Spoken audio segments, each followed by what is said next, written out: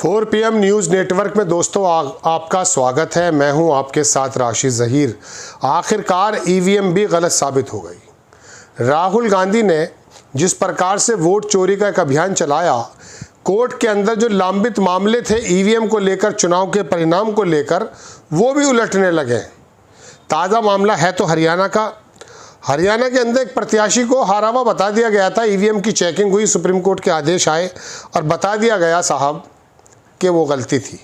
आपको मैं पूरी बात पढ़कर सुनाता हूँ, लेकिन एक साहब ने इसको लिखा, वीडियो भी आप देखेंगे कि 2.5 साल बाद सुप्रीम कोर्ट में हुआ गांव की सरपंची का चुनाव का फैसला।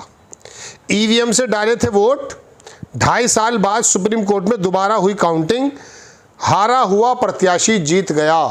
तो अब अगर बनारस पे मिसाल के तौर पे ये उम्मीदें की जा रही हैं कि वहाँ पे अजय राय जीत गए या उनके समर्थकों ने उनको कह दिया कि साहब आप ही यहाँ के सांसद हैं, तो अजब बात है। आप छोटा सा ही वीडियो देखें, अगर हमारे जो है एडिटर दिखा पाएंगे आपको, फिर मैं आपको उसकी डिटेल दिखाता हूँ कि डिटेल में क्या है। देखें आप ये वीडियो। बैठ जाओ भाई, बैठ जाओ। मैं मोहित कुमार पुत्र श्री सुखरामपाल ईश्वर की शपथ लेता हूँ कि मैं सत्यनिष्ठा। आपने वीडियो देखा दोस्तों, बयान भी सुना। अब खबर देखें कि सुप्रीम कोर्ट के एक्शन ने हरियाणा के ईवीएम फ्रॉड का पर्दाफाश किया। चुनाव का नतीजा ही बदल गया। पूरी बात क्या है वो मैं बताता हूँ आपको।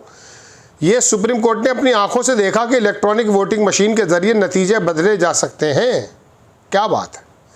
अदालत ने एक अभूतपूर्व कदम उठाते हुए हरियाणा के पानीपत जिले के बुआना लाखों गांव में हुए एक सरपंच चुनाव में ईवीएम और अन्य चुनावी रिकॉर्ड को अपने परिसर में मंगवाकर वोटों की गणना यानी कि रिकाउंटिंग का आदेश दिया। इस रिकाउंटिंग का परिणाम यह हुआ कि चुनाव का नतीजा पलट गया। भारतीय न्यायिक इतिहास में ये ऐतिहासिक घटना है। इससे पहले सुप्रीम कोर्ट और चुनाव आयोग ईवीएम से फ्रॉड किए जाने के आरोपों को कई बार खारिज कर चुके हैं। इस बार तो नहीं कर पाएंगे। ईवीएम मशीन वही थी, कुछ अलग मशीन नहीं है कि आप सोचेंगे ये गांव का प्रधानी का चुनाव है। ये मामला 2 नवंबर 2022 को हुए सरपंच चुनाव से संबंधित है। कुलदीप सिंह को विजेता घोषित किया गया था। उन्होंने अपने प्रतिद्वंदी मोहित कुमार को हराया था। मोहित कुमार ने मतगणना में अनियमितताओं का आरोप लगाते हुए नतीजे को चुनौती दी।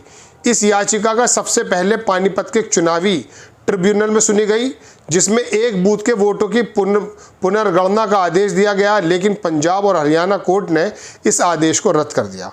जिसके बाद मोहित कुमार ने सुप्रीम कोर्ट का रुख किया। Supreme court justice Suryakant, justice Dipankar Datta, justice N Koteshwar Singh की बेंच ने इस मामले को गंभीरता से लिया। 31 जुलाई को कोर्ट ने एक महत्वपूर्ण निर्देश जारी किया, जिसमें बुआना लाखू चुनाव से संबंधित सभी 6 ईवीएम और अन्य रिकॉर्ड को कोर्ट के रजिस्ट्रार के सामने पेश करने का आदेश दिया। कोर्ट ने ट्रिब्यूनल के आदेश के आगे बढ़ते हुए सभी बूथ 65 से 70 का रिकाउंटिंग का फैसला किया। 6 अगस्त को सुप्रीम कोर्ट के परिसर में ही रिकाउंटिंग की प्रक्रिया संपन्न हुई, जो पूरी तरह से उसकी वीडियोग्राफी भी की गई ताकि पारदर्शिता बनी रहे। इस प्रक्रिया में कुलदीप सिंह और मोहित कुमार के प्रतिनिधि भी मौजूद थे। रिकाउंटिंग के नतीजे ने एक बड़ा बदलाव दिखाया। कुल 3767 वोटों में से मोहित कुमार को 1000 वोट मिले, 1051 वोट मिले, जबकि कुलदीप सिंह को 1000 वोट प्राप्त हुए। 51 हारे हुए कैंडिडेट को 51 वोट ज़्यादा। यानी कुलदीप कुमार को जिस तरह ईवीएम के जरिए जीता हुआ दिखाया गया था, वो नतीजा फ्रॉड था। अब आप क्या समझेंगे? बात ये पानीपत के एक छोटे से गाँव की है, लेकिन वो लाखों करोड़ों लोग जो ईवीएम को थोड़ा सा शक की निगाहों से देखते हैं, उनके लिए फैसला नज़ीर है। ईवीएम के नए नतीजे सुप्रीम कोर्ट को स्वीकार करना पड़ा। सुप्रीम कोर्ट ने 11 अगस्त को पंजाब और हरियाणा हाई कोर्ट के फैसले को रद्द कर दिया। पानीपत के डिप्टी कमिश्नर को 2 दिनों के भीतर मोहित कुमार को निर्वाचित सरपंच घोषित करने की अधिसूचना जारी करने का निर्देश दिया। इस तरह सुप्रीम कोर्ट ने ईवीएम फ्रॉड का सच बेनकाब कर दिया। ये घटना न केवल ईवीएम की विश्वसनीयता पर सवाल उठाती है, बल्कि भारतीय चुनावी प्रक्रिया में पारदर्शिता और निष्पक्षता सवालिया निशान लगाती है। ईवीएम फ्रॉड को लेकर तमाम यूट्यूबर ने अपनी भारी तादाद में वीडियो बनाने शुरू किए। तो आरोप है कि चुनाव आयोग ने यूट्यूब को सारे वीडियो पर उसकी गाइडलाइन को लगाने का निर्देश दिया है। आरोप है कि यूट्यूब को ने पता नहीं किस के निर्देश पर ऐसा वीडियो की रीच घटा दी, फेसबुक ने भी ईवीएम फ्रॉड के वीडियो और पोस्ट की रीच घटा दी। ऐसे ही कोरोना के ज़माने में मैंने कोरोना पर एक वीडियो बनाई तो हमारे एक साहब बोले कि ये वीडियो चलेगी नहीं, कोरोना के संबंधित वो लोग जो है बहुत टारगेटेड हैं, बहुत रीच घटा देते हैं।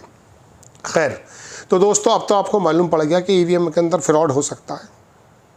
चलिए, महाराष्ट्र का वो गांव याद है जहां जीते हुए विधायक ने कहा कि साहब इस गांव से जो मुझे वोट मिले हैं वो कम मिले, मुझे नहीं लगता कि मेरे यहाँ वोट कम मिलेंगे, लिहाजा वहाँ एक मॉक पोल करने की बात की गई। आनन फानन में चुनाव आयोग के होश उड़ गए, सरकार के होश उड़ गए। 144 लगा दी, वहाँ पर लोगों को घरों से नहीं निकलने दिया। उन्होंने कहा गांव के बीच में हम मत पेटी रख देते हैं, गांव के लोग आके अपनी वोट डाल देंगे, और अगर हमें हार गया तो हार गया। मतलब जीता हुआ कैंडिडेट कह रहा था कि मुझे इस गांव से जितने वोट मिलने थे उतने नहीं मिल पाए, तो उस दिन पता चल जाती, लेकिन ये मान नहीं पाए। लेकिन अब तो सुप्रीम कोर्ट ने अपनी अगुवाई में आकर चुनाव आयोग से वो ईवीएम की मशीन और बाकी तमाम धंधा मंगाकर जो रिकाउंटिंग की, तो पता चला जीता हुआ कैंडिडेट ईवीएम के घोटाले या गलती की वजह से गलत तरीके से जीत गया था। अब बात यह है कि ये जो आरोप लगते हैं ना, मोदी जी की सीट पर लगते हैं, तमाम जगहों पर लग रहे हैं, और हमने भी देखा है दोस्तों 12-1 बजे तक जो रुझान ले लेते हैं उसी की तरफ सीटें आने लगती हैं, और प्रशासन का भी नज़र बदल जाती है। काउंटिंग के दौरान हमारे पास कोई सबूत तो है नहीं, लेकिन देखने में आया है कि अधिकारी जो हैं बड़ी अजीब निगाहों से देखने लगते हैं। तो दोस्तों अब तो ईवीएम का फ्रॉड, ये तो सुप्रीम कोर्ट के 3 जज, इनका काफ़ी नाम आते हैं, दीपांकर दत्ता वही हैं जिन्होंने राहुल गांधी को भी थोड़ी नसीहत भी दी है, तो इनकी बात तो भक्त मान ही नहीं लेंगे कि यार ये तो आप अपने आदमी हैं। तो दोस्तों ये ईवीएम का घोटाला खुला है, और ये ईवीएम की मशीन ऐसा नहीं है कि ये सरपंच के चुनाव में थी तो कोई और थी, किसी और कंपनी की थी। जर्मन और पूरा यूरोप बैलेट पेपर पर आ गया, तुम कौन से अनपढ़ नेता पैदा हो गए जो आकर के ईवीएम मशीन को सिर पर रख के फिर रहे हो। बात यह है दोस्तों कि जब ये इतने विकसित देश इन चीज़ को दरकिनार कर चुके हैं तो आप क्या है, इसका मतलब यह है कि अजय राय का जो वो समर्थक कह रहे हैं कि हमारे सांसद तो अजय राय हैं और वहाँ पर घोटाला हुआ, मोदी जी पीछे भी चले थे कुछ वक्त। लेकिन दोस्तों बात यह कि कुछ भी हो सकता है कहीं पर भी। ये जो चुनावी प्रक्रिया है, ये सरकारें जो आई हुई हैं, ये मानिए मत, इनमें पता नहीं क्या क्या घोटाले हुए हैं। जय हिंद।